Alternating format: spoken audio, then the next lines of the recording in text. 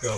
Welcome back to American Warrior Radio here on AM 1060 WMEL and online worldwide at 1060WMEL.com. Folks, we're so happy to be back with you. We have missed you, and I hope you've missed us, because Glenn and I and our producer, our board engineer, and John Harper, everybody that supports this, is just been chomping at the bit to get back on the air, and here we are. We're going to continue this wonderful episode. I call it wonderful because I'm excited, Glenn. Me three.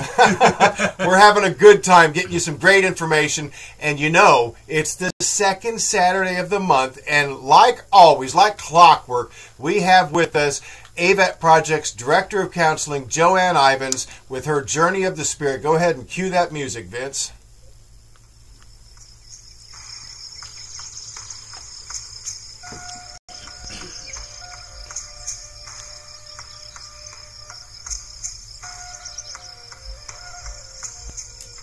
On the line with us now is Joanne. Hi, Joanne.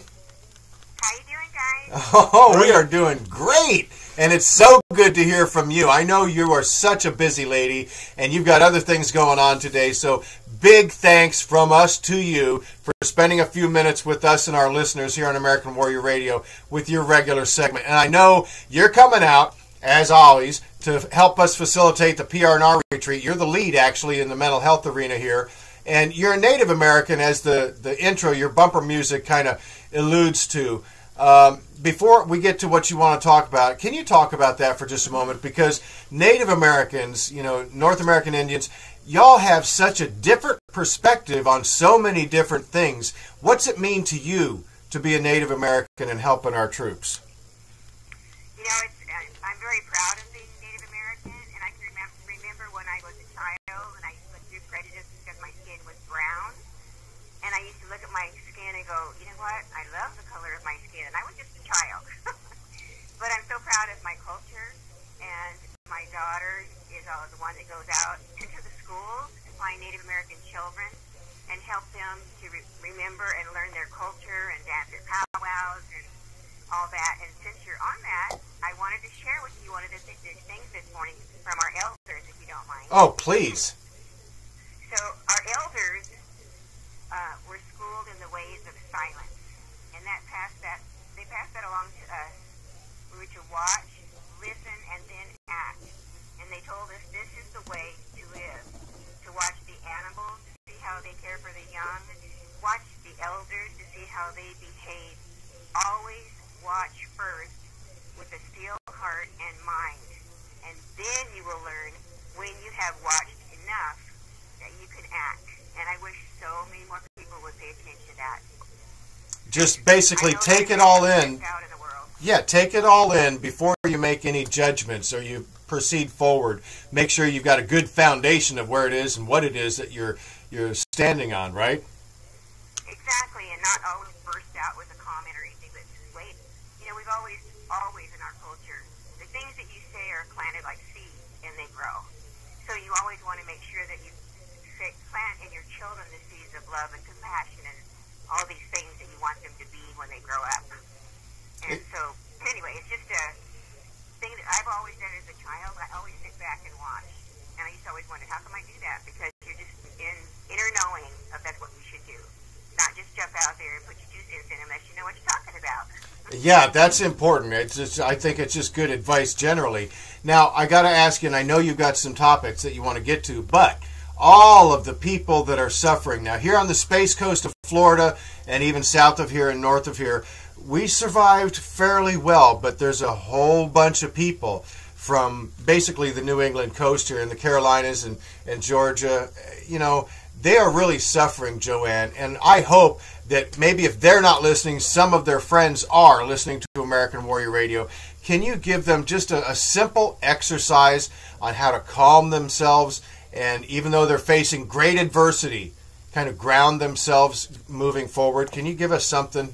Actually, I've got a couple of things that I was thinking about because everybody is so much under stress. Even Oregon, where I live, the coast is being hit by tornadoes. Yeah. So unusual for us, and all that. So, you know, the thing is that they can understand that your body is under stress, and there's things that you can do in a second to help you calm down.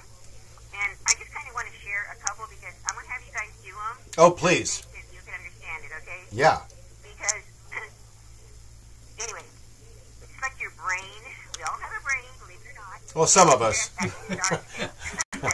Not all of us, it seems sometimes, but yeah, go ahead. Okay. But anyway, stress starts starts here in your body, and it goes on high alert because on a, we're all, like you say, so many things are going on right now, and what happens to our brain is we get into that fight or flight alarm system. Sure. And it triggers all the glands and everything that produce hormones and everything that make us more, stressed out. You're right. And it raises your blood pressure, and there's just so many things that happen when we go into fight or flight, which is right now with everybody in the flood. They're, trying to leave their homes, and they're trying to make sure everybody's okay, and they're scared, and they're frightened, and they don't know what's going to happen, and all these things is just super stressful. But what I want to do, of course, hearing those, I always go into the breathing.